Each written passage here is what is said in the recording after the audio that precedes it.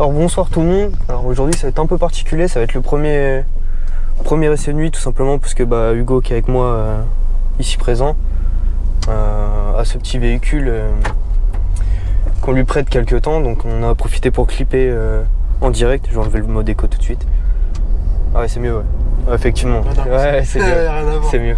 Du coup ouais, il a eu le véhicule quelques temps et on s'est dit pourquoi pas le faire en vidéo tout de suite puisque moi le but des test drive c'est pas que de montrer des voitures sportives comme la Golf 3, la Golf 3 GT, la GTI ou la Clio RS, mais de montrer soit tout type de véhicule et pour que des gens lambda regardent les vidéos et un avis objectif sur n'importe quelle voiture, que ce soit je sais pas un HDI ou une grosse caisse ou même une voiture de papa-maman. Donc là Hugo nous a ramené un Capture, donc on a regardé, c'est un 0,9 litres. 0,9 litres, 90 chevaux. Donc un 90 chevaux, le 0,9 TCE, moteur que vous retrouvez dans les Twingo et les Clio. Et du coup on s'est dit pourquoi pas vous le présenter. Ça, il y aura forcément des gens qui ça peut intéresser, des gens qui veulent l'acheter ou des gens qui sont tout simplement par curiosité. Donc déjà de base on peut dire que en phase 2 il est quand même beaucoup plus beau que le phase 1. Ouais, c'est clair. Déjà. Meilleure finition. Il est très bien fini. Donc déjà c'est rare que j'ai un copilote, c'est cool. Ouais, je suis pas habitué. Donc il est beaucoup plus beau qu'un phase 1, mieux fini. En plus là il y en a un qui est bien équipé. Bon ça on va pas trop s'étendre là-dessus, mais bon, ça fait toujours plaisir. Donc il y a ça, moteur essence et pas un DCI, donc ça rien que ça suffit à en faire limite une rareté. Quoi qu'on en voit de plus en plus quand même. Ouais. Même des Clio. Et première impression, c'est un véhicule qui est pas trop vilain, déjà de présentation extérieure.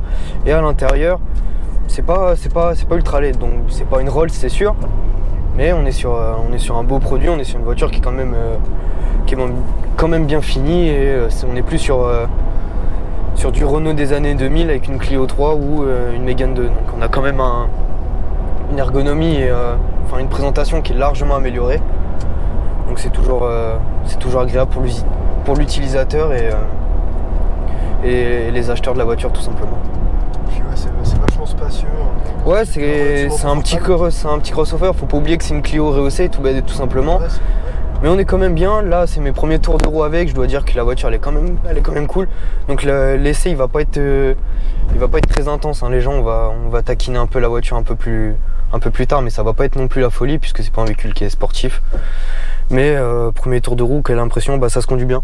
Ouais, c'est super fluide. C'est très souple. Ouais. De toute façon, on va pas se mentir, c'est globalement tous les véhicules modernes qui sont comme ça, mais ça se conduit très bien. C'est recherché aussi quoi, une petite bagnole confortable. Ouais, totalement. C'est assez souple. Totalement. Donc là c'est souple. Surtout pour un 0,9 en fait, c'est ça qui choque, c'est que c'est plus pour la cylindrée de la voiture en fait. Depuis tout à l'heure en fait on était persuadé que c'était un 1,2 litre. Ouais. En fait non, c'est un 0,9. C'est là où on a été vachement surpris. Ouais, c'est assez impressionnant comme un tout petit bloc. Parce que c'est vraiment tout petit, hein. Faut pas se mentir, il y a des bécanes qui ont des moteurs plus gros que ça, une plus grosse cylindrée. Et c'est souple et c'est relativement volontaire, donc on va pas se mentir, c'est clairement pas un avion de chasse. Ceux qui recherchent de la perf, de toute façon le véhicule n'a clairement pas été fait pour ça. Mais ça se déplace très bien et ouais, pourquoi pas, tu vois. Moi c'est la première fois que j'ai un 0,9. Des Clio 4 j'en ai conduit, des Capture j'en ai conduit un. C'était quasiment tous des DCI sauf les Clio 4 où j'ai eu des 0,9 TCE. Et ouais, c'est un bloc qui fait le travail. C'est pas, on cherche pas de la perf avec ça, mais c'est un petit bloc essence et ça roule bien. On peut dire que le turbo il fait relativement bien son travail. Ouais, voilà, c'est ça, c'est que c'est un moteur. Il fluidifie vachement. C'est un moteur suralimenté, donc le fait que le turbo s'enclenche, ça donne une certaine souplesse à la voiture. Et je trouve assez bien géré en plus. C'est bien géré, ouais. Le turbo il se déclenche pas trop tard. De toute façon maintenant sur les voitures modernes, j'ai envie de te dire sur des petits blocs comme ça, généralement on essaye d'imiter un comportement atmosphérique, mais tu sais avec une espèce de béquille. Yes, ouais. C'est le turbo fait office de béquille. Donc là, c'est ça un petit peu pour relancer. C'est un 0,9, c'est ça, il manque un peu de gouache. Là on peut mettre le pied dedans, hein, vous voyez. On est en 3 en plus. Je suis en 3, ouais, je suis ressorti en 3. C'est pas un foudre de guerre, mais ça se déplace. Ouais, ça avance, franchement. Faut pas oublier, l'auto ça doit faire quoi? Ça doit faire, c'est combien? Une tonne 3, une tonne 4? On regarderait. Ouais. Peut-être une tonne 2, mais de toute façon même pour une tonne 2, on a 90 chevaux, 0,9 litres. même pas 1 litre, c'est 0,9 litres. Donc c'est vraiment pas vilain quoi. C'est ça qui est vraiment impressionnant. Ouais, non c'est pas vilain. Donc c'est sûr que c'est pas un véhicule de sport, mais ça se déplace très bien. En plus de ça, c'est relativement confortable, c'est très souple. Par contre, je connais pas trop les prix, je crois que ça démarre aux alentours de 16-17 000 euros, je crois. Ouais, à peu près, ouais. Bon, après, encore une fois, hein, c'est la phrase facile, mais c'est toutes les voitures d'aujourd'hui. Maintenant, les voitures sont chères, donc. Mais ouais, moi, je suis pas fan des crossovers, mais c'est un véhicule que si je devais avoir à conduire, je sais pas, 1 semaine, 2 semaines ou 1 mois, 2 mois. Ça m'exciterait pas de le conduire, mais je serais pas blasé non plus, tu vois. Genre, tu vois, comparatif, je parle à Hugo parce que lui il me connaît bien. Tu vois, par exemple, la Micra que j'avais. La Micra, ça avait strictement rien à voir. Pourtant, même basse que Renault, mais moins bien géré. Bah, je lui trouve. C'était ni plus ni moins qu'une Clio 4. Hein. Ouais, mais je lui trouvais plus de défauts, tu vois. Ouais, c'est clair, clairement. Bah, déjà, le turbo. Bah, quasi. Aucune relance. Ouais, inexistant.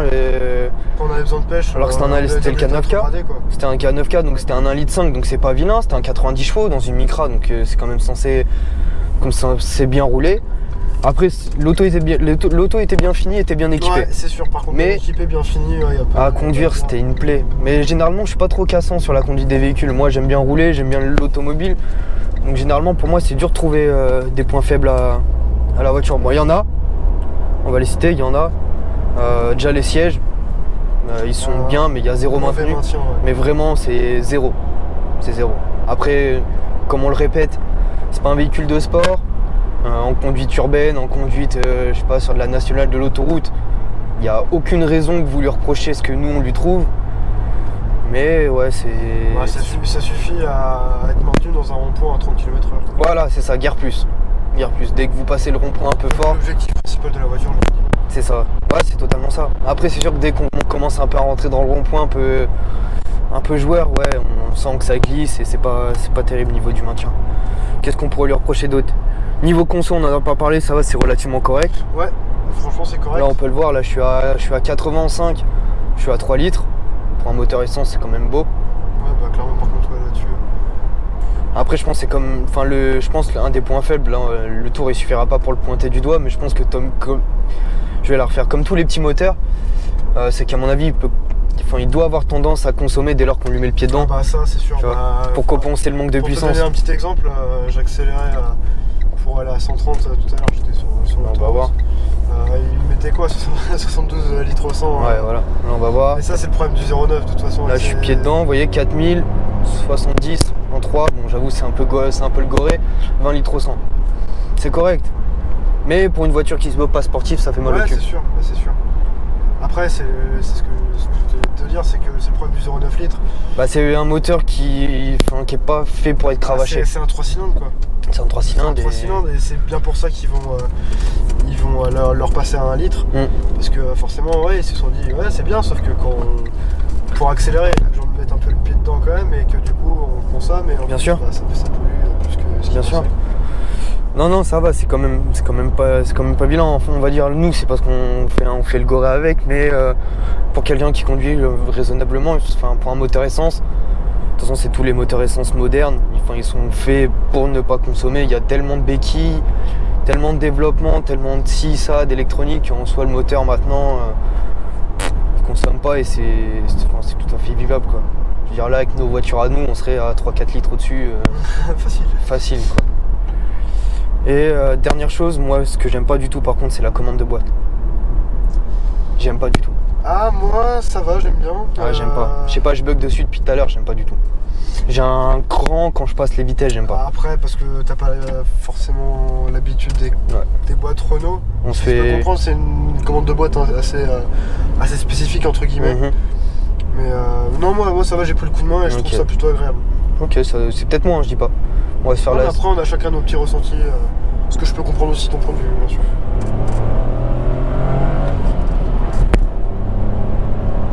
C'est peut-être là une des rares fois où vous verrez un capture aussi énervé de sa vie. Ouais carrément.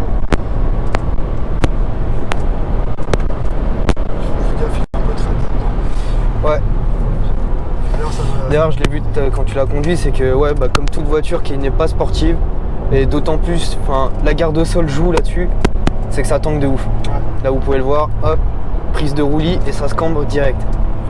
Après c'est stable. Il a pas l'air d'avoir de mauvaise réaction. On l'a vu tout à l'heure quand toi tu as conduit un peu avec. Il a pas de mauvaise réaction, ça survire pas. Ça sous-vire mais c'est pas vilain. C'est pas encore trop. Mais ça s'écrase. Tu vois, bah là le virage que tu as pris là, en premier là, Ouais. je t'ai dit de faire un petit peu attention parce que tout à l'heure je suis arrivé un petit peu vite. Et en fait du coup bah, j'étais braqué comme il faut. Sauf qu'en fait la voiture elle a pas dérapé, mais en fait Ça a commencé à glisser. Elle a glissé quoi en fait. Ok. Elle s'est carrément décalée et du coup. Non mais ça m'étonne pas. Ça a eu un petit comportement un peu traite, mais pourquoi? Parce qu'aussi je la martyrisais beaucoup. Non mais de toute façon c'est dans le cahier des charges d'avoir des voitures qui ont des réactions saines maintenant. On arrive à un stade de technologie où les voitures sont suffisamment bien développées pour qu'il n'y ait pas réellement de surprise, à moins qu'on le provoque pas nous-mêmes. Donc là, ça roule bien, c'est pas traître, ça tient la route, ça tient même largement la route pour ce que c'est, on va pas se mentir. C'est clair. Comme la Micra que j'avais eue, c'est... Là franchement on la maltraite. Ouais. On la maltraite et elle a réussi quand même à tenir la route. Elle tient la route, non, c'est... L'utilisation lambda, j'ai envie de te C'est dire. très bien. Après, bien sûr, voilà, dès que vous commencez à taper dedans, bah, les petits défauts se font ressentir, mais encore une fois, c'est pas son travail. C'est clairement pas son travail. Mais non, c'est quand même un beau produit, ça se conduit bien, c'est souple, c'est sécurisant. Parce qu'il y a... je me sens vachement sécuritaire. On se sent bien, c'est pas... On sent qu'il y a quand même... Tu vois, par exemple, après, je sais pas si ça vient de la garde au sol ou quoi, tu vois. Par exemple, dans une Clio 4, je me sens moins bien, tu vois. Ouais, c'est justement ce que j'allais dire. Je pense que ça vient de la garde au sol en fait. Parce que déjà, on est plus haut, on se sent plus haut. Bien sûr. Protégé de ce qu'il y a autour. Et c'est là aussi peut-être la différence de comportement, c'est que la Clio, elle a pas ce côté un peu bateau. Elle a pas ce côté ballon. C'est pas une folie, parce que ça reste une Clio, enfin les Clio simples, hein, pas les RS ou les GT. Mais une Clio simple, ça tient la route, comme toute voiture moderne. Même si ça a tendance à survirer un petit peu. Ça survire. Mais tu vois, ça s'ouvre pas et ça prend pas autant de roulis dans les virages. Sûr, tu vois que là, c'est. Là, forcément, on a une voiture qui est plus basse, donc ça. Puis il y a la monte de pneus qui joue aussi, donc c'est tout un tas de choses. Mais en soi, c'est pas.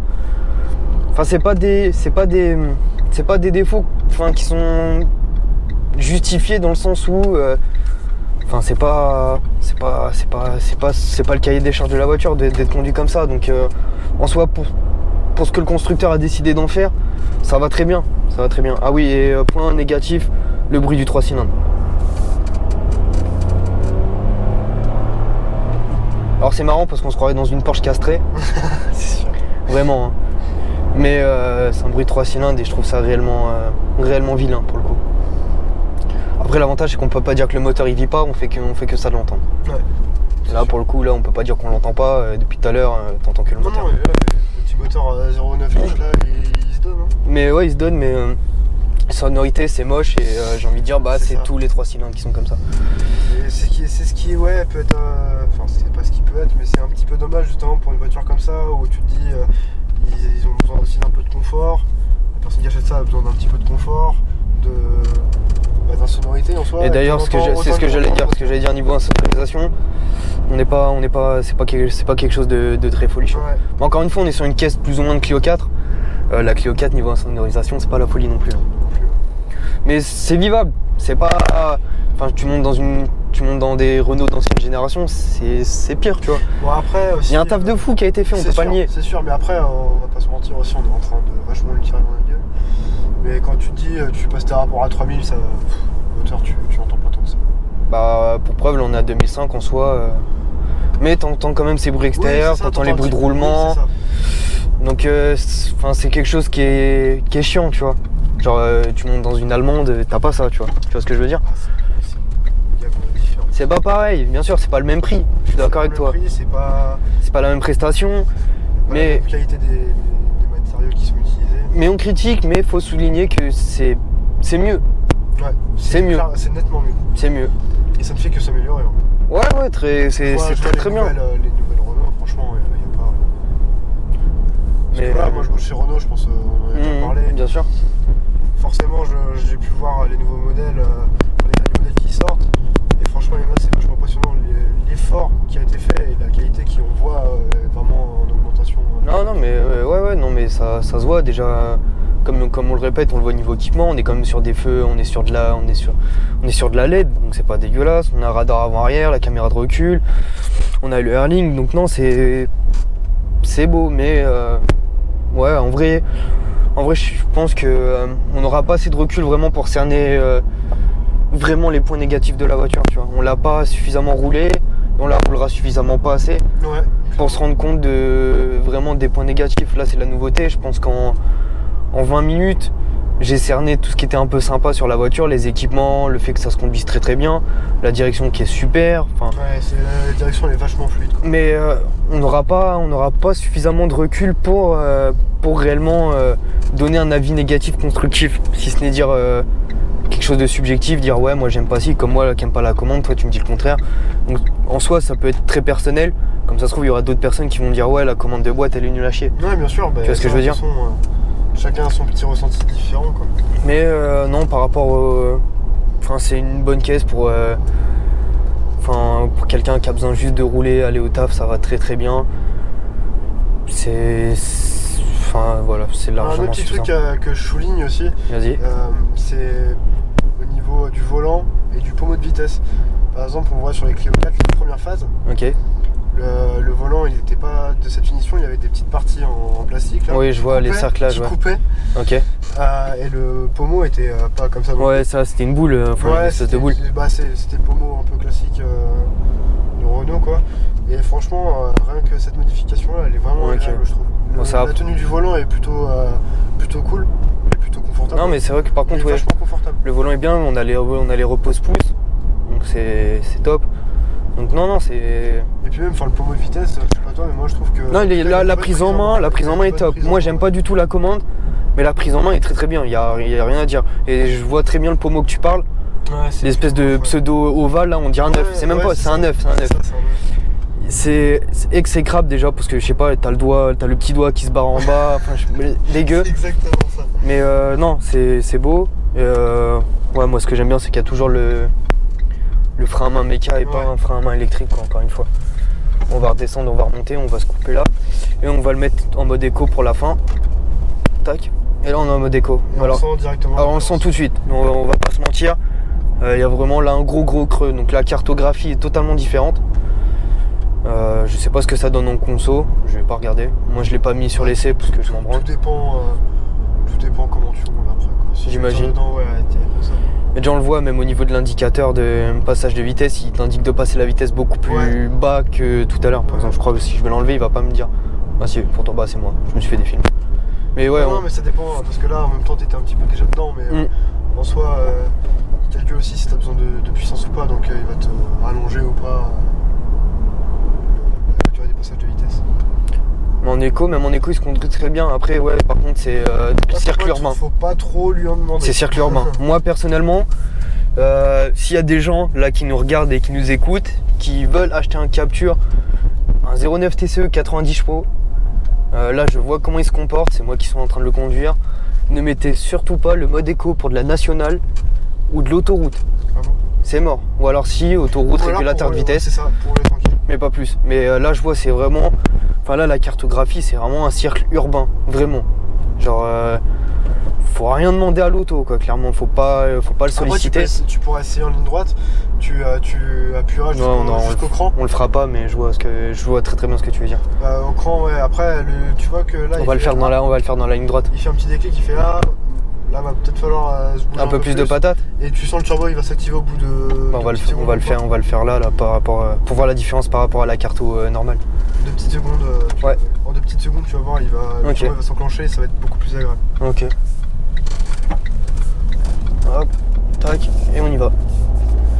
Là c'est mou, chez mou, ok. Ouais.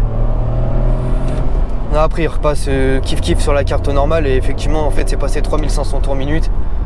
Le turbo se met à charger et on retrouve ses 90 chevaux. C'est ça.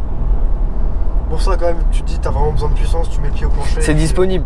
Mais là je le conduis. Encore une fois, moi le mode éco, je trouve ça peut-être limite dangereux de le mettre hors cercle urbain, tu vois. Ouais. Perso, je trouve. Ou alors comme on dit, régulateur de vitesse, 5ème autoroute. C'est ça. Basta. Et donc, puis, c'est bouche. Ouais. Donc voilà, on en a fini. Donc je sais que c'est pas le genre de véhicule qui va faire fantasmer les gens de la chaîne. Mais moi quand j'ai eu l'intention de faire mes test drive, je voulais pas quelque chose d'élitiste. Je voulais pas quelque chose de trop fermé. Je voulais pas présenter que des voitures sympas. Alors oui, j'ai présenté 3 sportives puisque à l'heure où je parle, je posterai Magetta. J'ai fait la vidéo de Magetta. Mais je veux pas que ça devienne genre un turbo automoto où entre guillemets ça vend que du rêve et tu vois, l'automobile c'est aussi accessible à tout le monde et c'est tout et n'importe quoi. Les autres aussi puissent se sentir concernés et avoir un test des voitures qui peuvent les intéresser. Bien sûr, parce qu'à l'heure actuelle, un passionné pas des sportifs. Déjà ça, et puis un passionné d'automobile, quel qu'il soit, peut du jour au lendemain avoir pour X raisons un petit daily. Un daily ou devoir, je sais pas, vendre sa bagnole sportive pour s'acheter une merde tous les jours entre guillemets, et il sera bien content de voir des vidéos d'un mec qui fait son petit essai et qui lui apporte des compléments. Moi personnellement sur tout ce qui est essai presse, journaliste, je trouve que c'est une part de vérité, mais des fois je trouve ça faussé, je trouve que c'est pas fiable à 100%. Ouais. Donc je trouve ça plus authentique de voir, je sais pas, deux mecs sur YouTube ou un mec qui s'en fout, puisqu'en soi on va pas gagner un rond sur la vidéo, l'auto on nous l'a prêté de bon cœur. Donc ouais, non, je préfère 1000 fois voir ça et voir le ressenti de la personne en direct, ce qui peut être le mien calqué sur le mien, plutôt qu'un mec de turbo qui fait un essai et pas qui est tenu de dire certaines choses, mais on sait pas. Qui s'arrange un petit peu pour on sait pas. Un peu la chose peut-être. Donc voilà les gens, j'espère que vous avez apprécié et je vous laisse ici et on vous souhaite une très très bonne soirée. J'espère que le fait que ce soit de nuit ce sera pas trop un problème. Et voilà, on vous dit à la prochaine, abonnez-vous et à plus tout le monde. Ciao.